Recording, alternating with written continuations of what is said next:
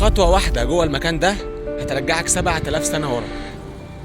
في قلب واحد من أقدم ميادين القاهرة موجود متحف شاهد على كل سطر في تاريخ مصر القديمة.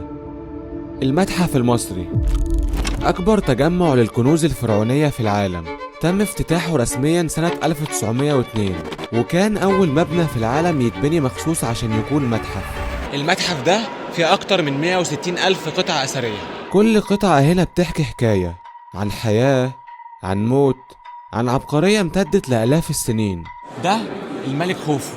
تخيلوا إن صاحب أكبر هرم في العالم ملهوش غير التمثال الصغير ده. التمثال ده بقاله 4500 سنة. تمثال معمول من أصلب حجر في الدنيا، والمتحف كبير بشكل يخليك تتوه جواه. ده الدور التاني.